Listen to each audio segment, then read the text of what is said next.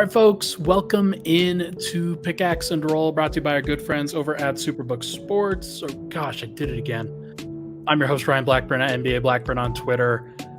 Gosh, I hate when I do that, man. It's Bet Online, and it's number 38, part of the Mile High Sports Podcast Network. I'm just going to keep doing it, I guess, until I get yelled at. Like I said, part of the Mile High Sports Podcast Network, and I'm excited to talk to everybody about, actually, I guess not excited. Excited is the wrong word, but I think this is part of the NBA atmosphere, the NBA ethos that's going on right now. The Boston Celtics are on the brink of winning their first NBA championship with the Jason Tatum, Jaylen Brown core. Though they did lose tonight, they lost Game 4 by 38 points, which is hilarious. When the shots aren't going down, they really aren't going down for that team. And it's not really a surprise that a game like that can happen. I wouldn't overreact to that if I were an NBA fan, if I were a Nuggets fan. I still think that Boston is clearly going to win that series. But hey, maybe Dallas can, they've been close a couple times. Maybe they can take advantage of the momentum. Maybe they've figured some stuff out. We will see what happens, although I don't necessarily think that they've really figured much out. I think Boston kind of played a dumb game tonight. We'll talk about that, I guess, just a little bit, but most of this podcast is going to be in relation to the Nuggets, kind of talking about how Boston built their squad, what Denver can learn from it. Will Denver versus Boston NBA Finals ever actually happen? I'm going to talk about why Denver doesn't have any future picks. There's a lot of stuff that we're going to get into on tonight's episode, so I hope everybody is fastened their seatbelts. Should be good.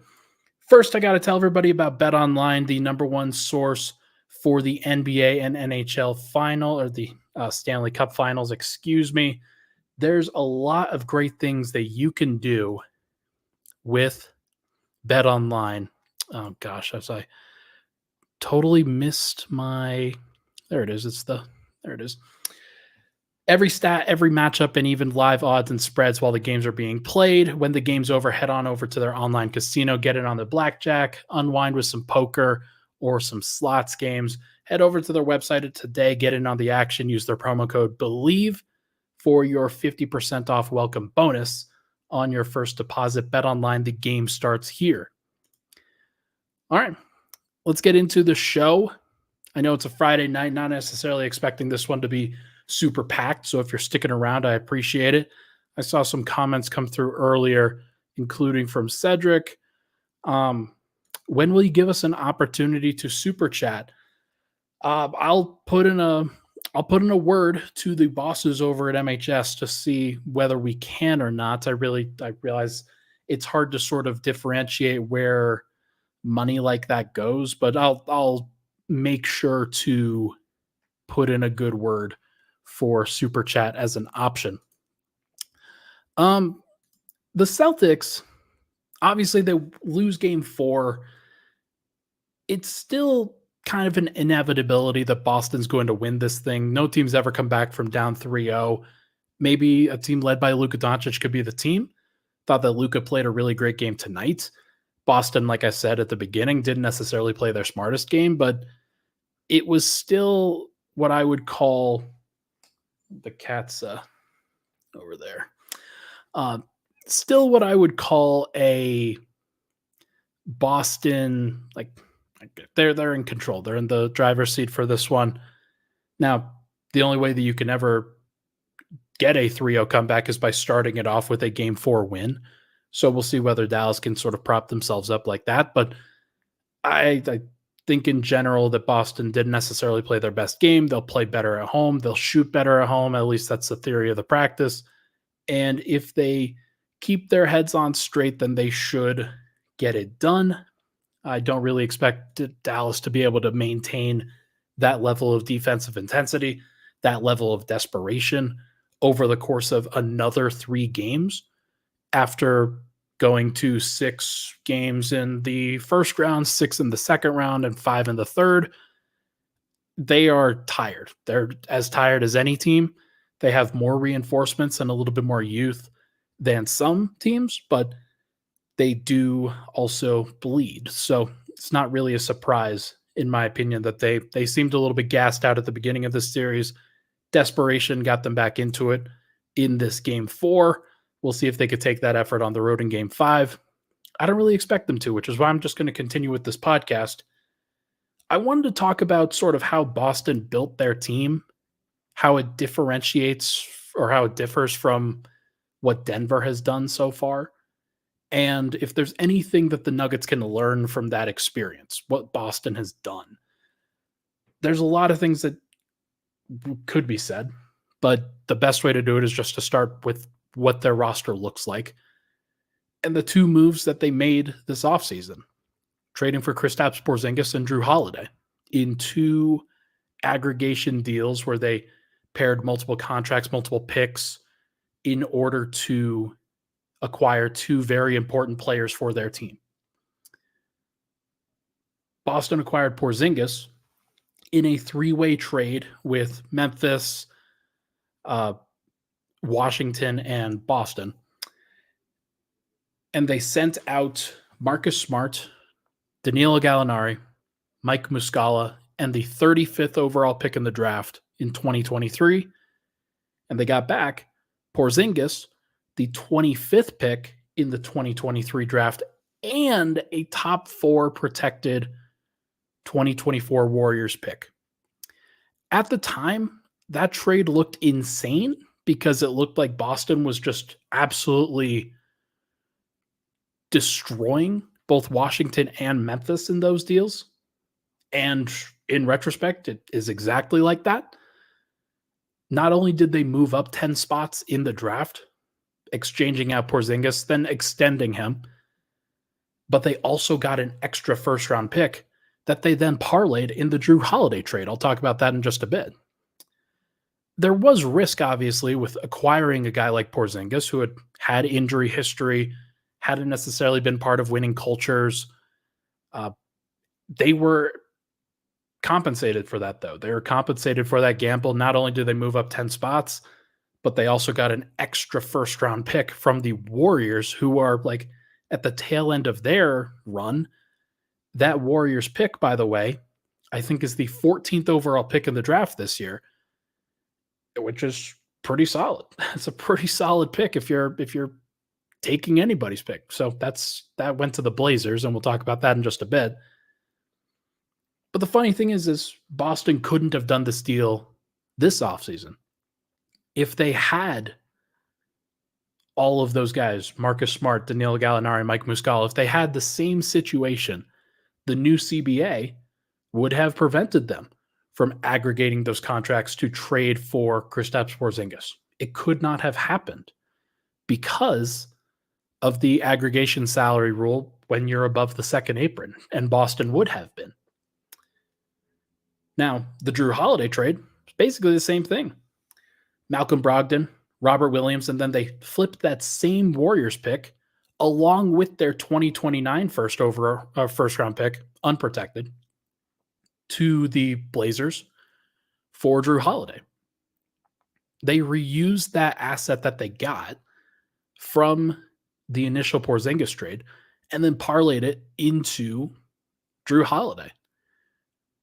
And so they had these extra contracts, these extra guys that they were willing to flip.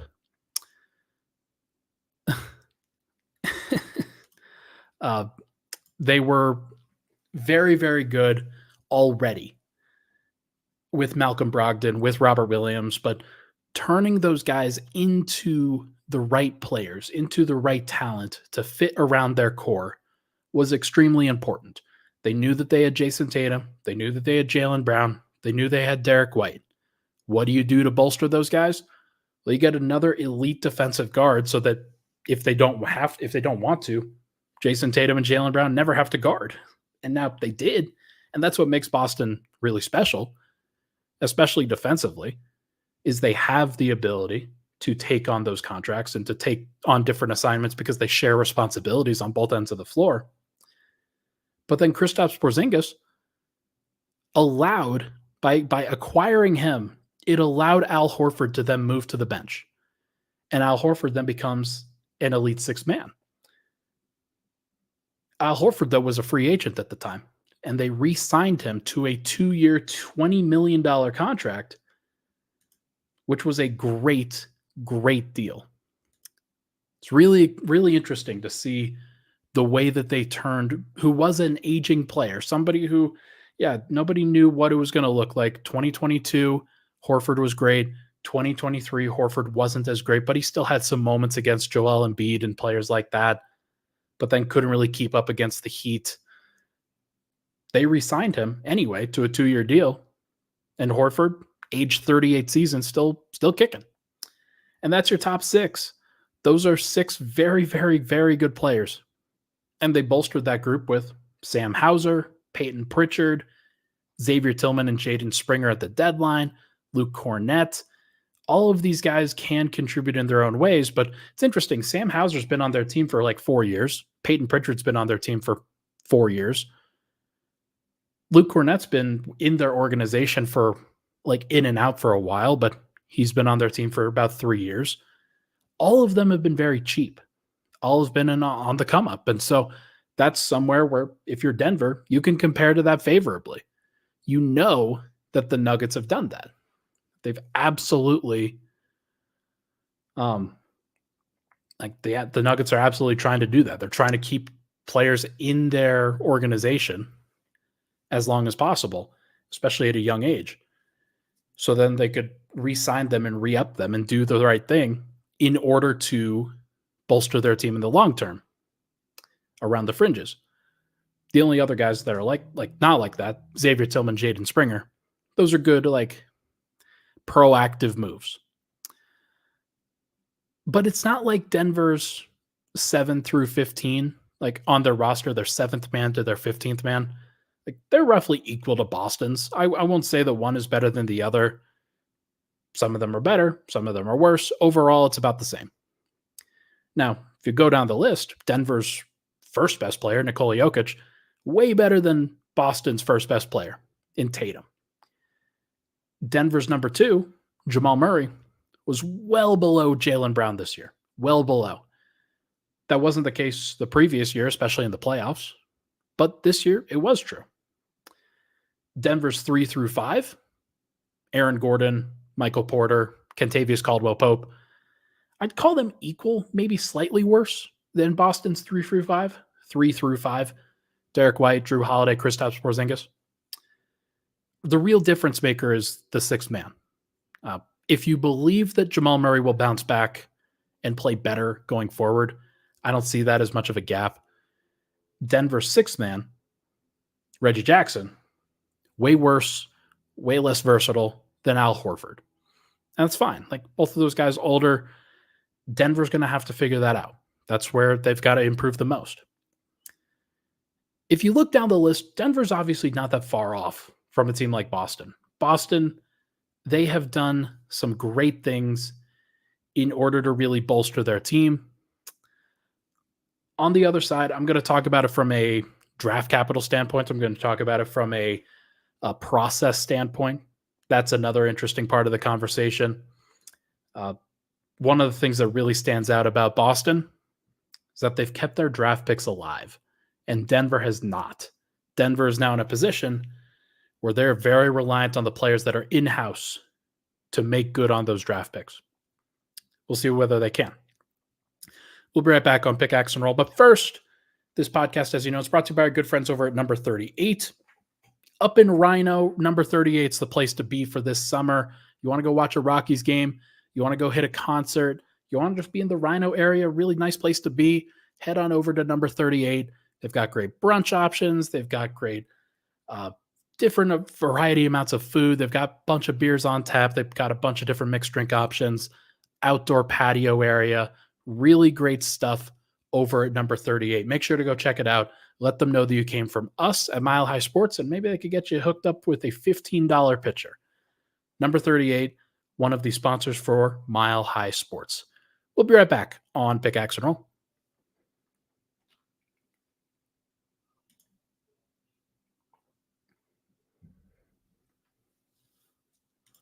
All right, back at it. Pickaxe and Roll. Ryan Blackburn here. Thank you so much for tuning into the show. Hit that like button, hit that subscribe button. Really appreciate you sticking around. Let's go to draft picks, which is, I know this is kind of a boring way to do it. I just want to talk through this. Boston has only committed their 2029 first round pick. They have all of their other ones. Despite the fact that they're about to win the championship, they are like, we'll see whether that's the jinx. I don't see any way. I don't see any way Boston loses here. Despite the fact that Boston has been a contender for a while and has had to spend on a lot of different players. They've traded for a lot of different pieces. They've signed different people. They still have they have their 2024 pick. They have their 2025, 2026, 2027, 2028. They do not have their 2029. And then they have all their future picks after that. That is a really healthy roster. Now, it's not like they're going to get awesome picks. They're probably getting the 26th to 30th overall pick. Most of these years, I expect them to be a top team in the East for the foreseeable future. I don't really expect Jason Tatum, Jaylen Brown, Derek White to really go anywhere. That team is very, very good. And they're going to stay really good. I don't see any team in the East really cracking down on them over the course of these next few years. Contrast that with where Denver's at. Where did Denver's draft picks go? Denver used their original 2023 and 2025 first round picks to trade for Aaron Gordon. Unequivocally a good move. Denver sent their 2027 first along with JaMychal Green to the Oklahoma City Thunder for the 30th pick in the 2023 draft. It was a bit of a salary dump. They did use that money, or they did use that pick on Peyton Watson, and Watson looks like he can be a player. Through 2 years, he hasn't contributed in the playoffs at all, which that's really how these things are going to be graded from here on out for Watson, in my opinion. Can you be a playoff rotation player? I think he can be. I think he probably deserved to be in there against Minnesota, but I understand why he wasn't out there. He's got to continue to get better. Next, Denver traded their 2029 first round pick to the Oklahoma City Thunder for a 2024 first round pick and an early second rounder in 2023. That was before the 2023 draft, by the way. That was during the NBA Finals. I remember covering that trade while I was in Miami. I was sitting in a hotel in Miami writing in their lobby about this trade and what the hell Denver was doing. I think I had a mimosa. Denver then turned both of those picks, that future 2024 first, which they would have had this year, along with that early second rounder in 2023. I think it was the 40th overall pick. And they turned those two picks into a deal for the 29th and the 32nd picks last year with the Indiana Pacers. That turned into Julian Strawther and Jalen Pickett. And then Denver took Hunter Tyson with the 37th overall pick that they already had. So in total, the Nuggets have traded their 2023, 2025, 2027, and 2029 first-round picks for Aaron Gordon, Peyton Watson, Julian Strawther, and Jalen Pickett. Good players. Aaron Gordon, certainly super helpful. He helped Denver win their first championship. Peyton Watson, we will see. Julian Strawther, we will see. Jalen Pickett, we will see. Denver tried to go for a more sustainable route than Boston did, in my opinion. They tried to do that. Boston has cycled veterans in and out, but they found ways to recoup draft picks and not commit too many future assets Boston has. And as a result, it's Denver that is exhausted of their future capital and not Boston, because Denver's actually turned those draft picks into players. They've started the clock on those assets. And you never want to refer to players as assets, but when you're talking about building a team, it is true. It's the time value of money, right? Denver could be using those roster spots on other veterans, whether it was JaMychal Green, who they decided to salary dump, or if it was a minimum draft pick or a minimum salary, or maybe you trade a couple minimums and you turn it into a slightly larger salary, yada, yada. Denver decided to go down that route. But now that they're down it, that's kind of it. Like, this is the path that they've chosen. This is the way that they've gone. You are now sort of stuck unless you flip some of those young players for draft capital, for something else, whether it's draft picks, veterans, other young players, whatever it is. So, given that they've gone down that road, given that commitment, that belief that Calvin Booth clearly has in this group, it makes me want to see that young trio play. Peyton Watson, Julian Strawther, Jalen Pickett. Like, if Booth believes in them, it's for a reason. It's not like he drafted them with the belief that they would help the Nuggets win basketball games. And so, who am I to judge on the outside if he has seen that, if he believes, and maybe there is a pathway for those guys to continue to be solid NBA players? Might be a pathway for Peyton Watson to be even more than that. I think we've seen that pretty clearly. With Julian Strawther, I'm a little bit more concerned, obviously, but I understand the theory of the practice. With Pickett, I still need to see more, and Michael Malone still clearly needs to see more, because that's the reason why Colin Gillespie was playing and not Pickett. So the way that the Celtics were team building, I understand why they've done what they've done. They have been a little bit more cold and calculating. Brad Stevens is their GM now. He was their coach. He's now their GM. He's done a great job of maximizing what his team needs and putting them into the best position to succeed, rather than settling for having Malcolm Brogdon and Robert Williams and Marcus Smart, guys are like, yeah, maybe they could help you win.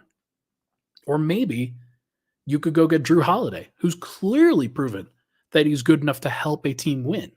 Kristaps Porzingis, who was clearly talented enough in Washington and just needed to be in a better situation in order to be successful.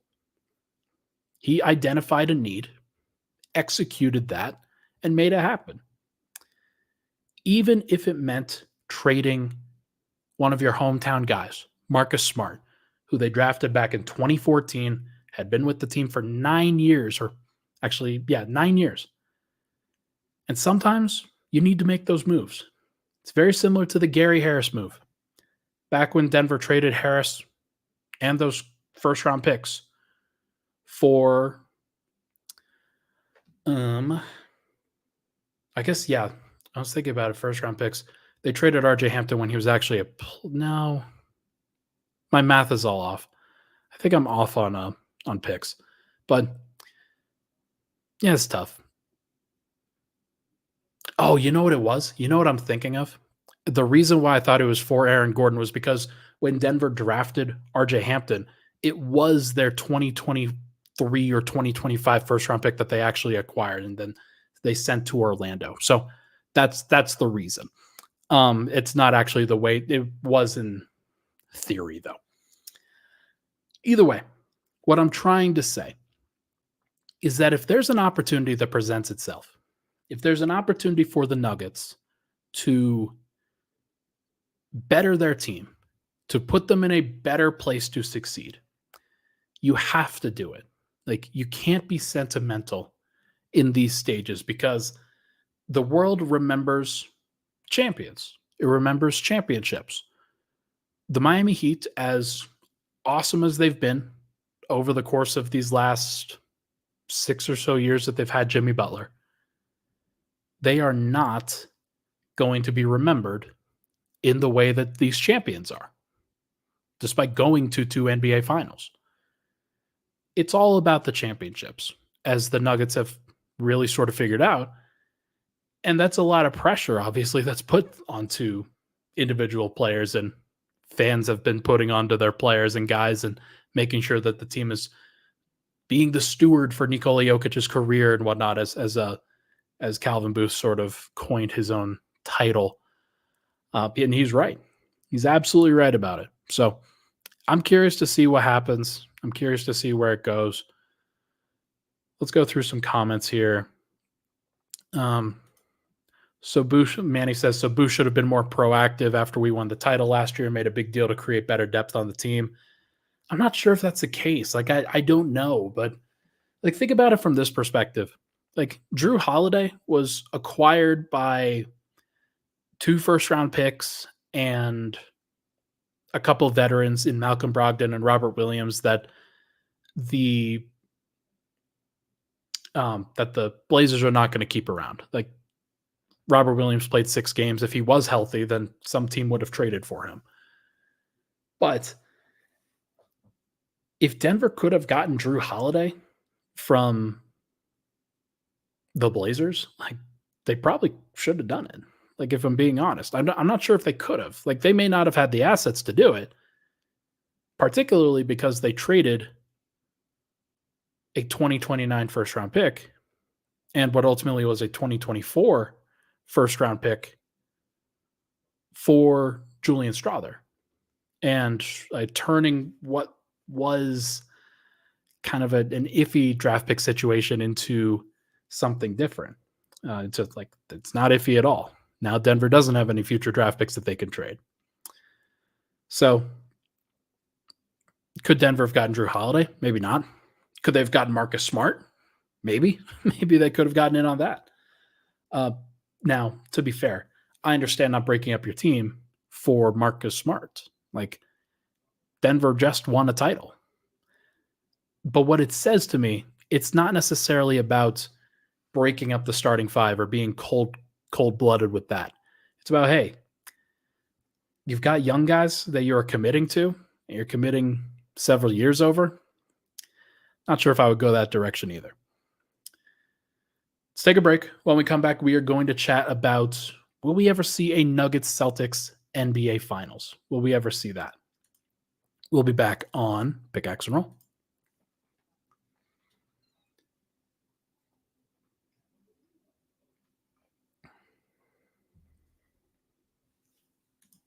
All right, we're back. Final segment, Pickaxe and Roll. Thank you so much for tuning into the show. Let's wrap up. Are we going to see a Nuggets Celtics NBA Finals, and why is the CBA sort of preventing that? This felt like the year for that, right? This felt like the year that the Nuggets and Celtics were going to meet.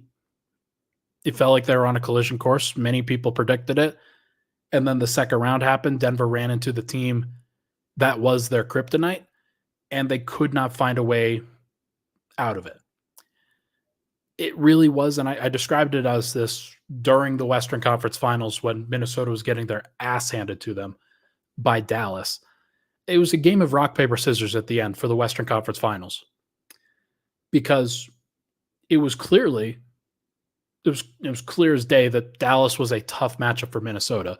Clear as day that Minnesota was a tough matchup for Denver. Denver would have been a tough matchup for Dallas because they had a couple of players that they could use to guard a technician like Kyrie, a physical driver like Luka. Could they have stopped him? No. But there was nobody that could have really guarded Jokic, and Dallas would have really struggled to guard Denver's inside-out game. Like, they're struggling to guard Boston, and they're driving, not as much even as they would have struggled to guard Denver, in my opinion. But this happens. This is how it goes. Like, Denver could not be the best version of themselves at the time that they needed to, and that's on them. Like, they should feel livid. They should be very frustrated, because I know the fans are, that's for sure. Maybe it should have happened this year. Maybe it should have happened last year when Denver ultimately won it. Boston went down 3-0 inexplicably to Miami, won the next 3 games in a row, and then lost game 7. Like, that was a year that they probably should have done it. That's for sure. Ultimately, that didn't happen then. Maybe Denver and Boston just alternate years. Maybe these teams never meet up. And maybe that's fine. Although I think if Denver had met Boston this year, I think that Boston probably wins it. While Jokic would have killed, I think that Denver would have been exhausted, would have been very drained. Now, they would have been able to switch a little bit better and guard a little bit better against Tatum and Brown, maybe than they would have against Luka and Kyrie, but it would be tough. It would be very tough. Like, KCP is not stopping Jaylen Brown, and he's been killing it. And then Aaron Gordon stopping Jason Tatum. Do you flip those matchups? How do you do it? How do you handle it? Not necessarily sure. They would be hunting Murray. They'd be hunting Porter. It'll be tough. That's a tough matchup for Denver now. And maybe that's one where Peyton Watson would have thrived. Maybe it's one where Christian Brown would have thrived. Who knows?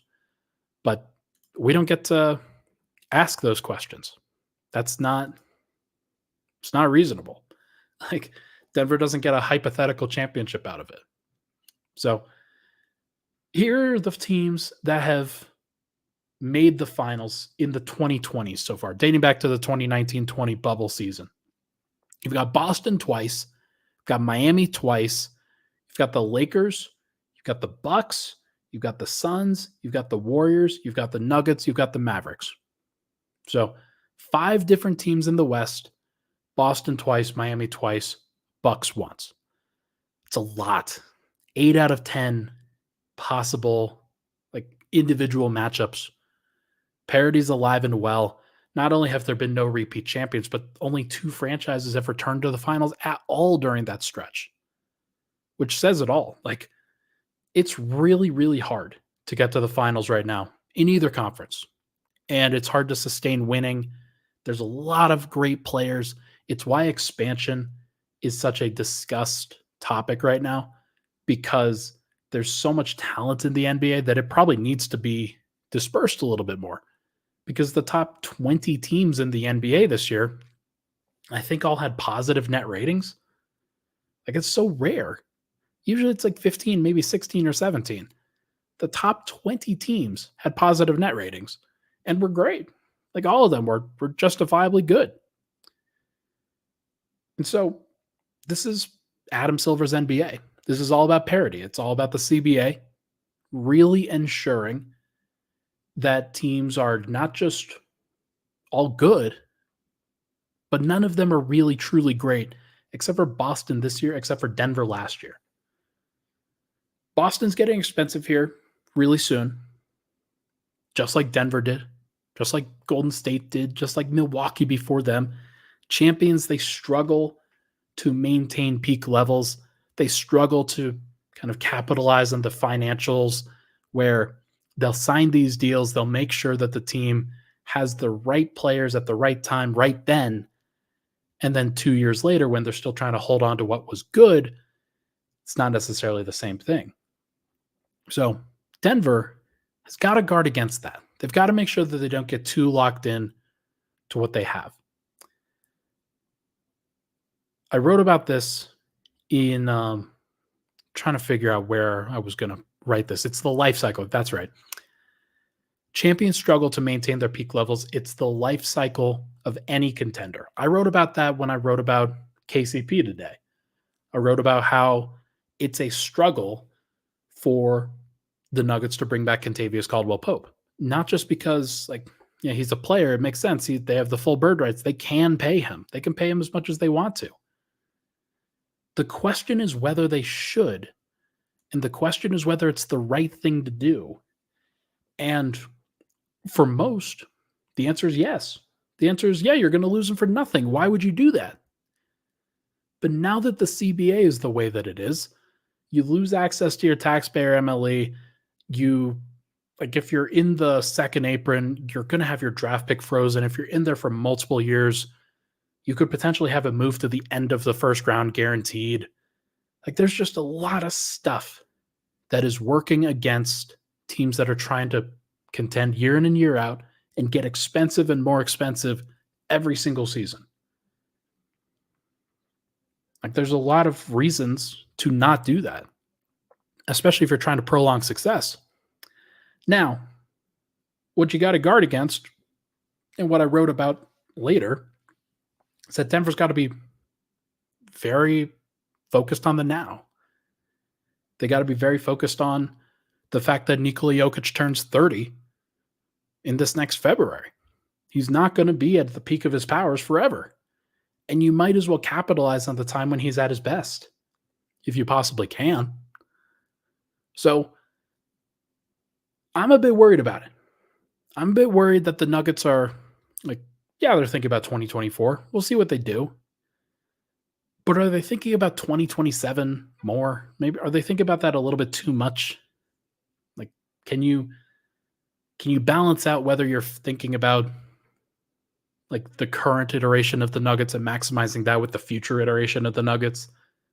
Obviously, you don't want to drop completely out of the window when it comes to like, hey, you don't have any assets at all in these next upcoming runs without Jokic or Murray or Porter or whatever. You don't want that. But you also don't want to leave anything on the table. You know, you want to make sure that you're committing everything to this current point in time where you are at your best. And because the Nuggets, they had as good, if not better, of a chance than anybody in the Western Conference to win the NBA championship this year. They could have given Boston a run for their money. Do I think they would have won it? Like I said, no. Would I bet against Denver? No. The Nuggets have to ensure that they can get back to the finals before these young teams start taking over. Obviously, Minnesota's kind of in the same boat as Denver is, despite Ant being so young, because they've got Karl-Anthony Towns, Rudy Gobert. They've got some really, really pricey contracts that they're trying to figure out how to deal with. And so they're up against the second apron themselves. But Oklahoma City, they're not worried about it quite yet. They will eventually get expensive, but they're not there. And they also have so many resources, so many draft picks, that their window is going to stay open.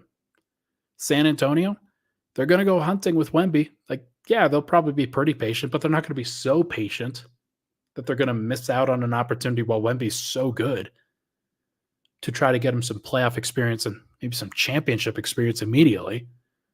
And then Memphis is going to be surprisingly good next year too. So while I don't necessarily think that Denver's got to worry about teams like the Warriors or the Suns or the Lakers going forward, they will have to worry about the Mavericks and the Wolves, who are already there.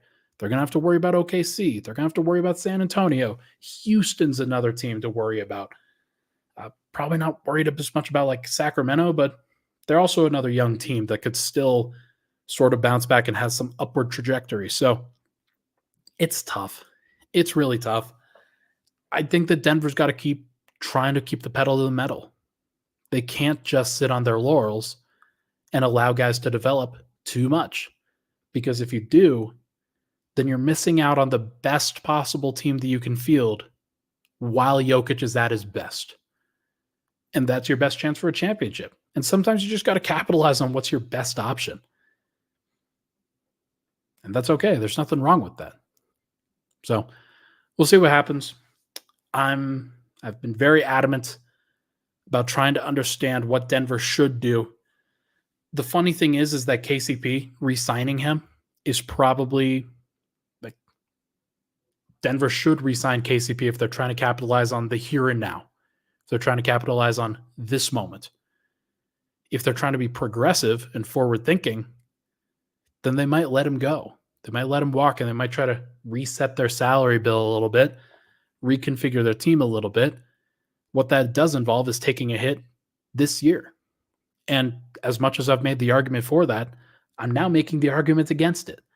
These conversations are so difficult. And trying to figure out whether Denver can maintain or prolong their success is impossible. It's really, really difficult. So I'm curious to see where they go from here. Bad Corp asks, Ryan, do you think we could sign and trade KCP for two players like Caruso and Ao or something? First and foremost, why? Like, why would Chicago do that?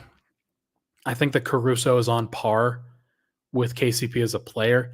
Ao is so young already, and like he's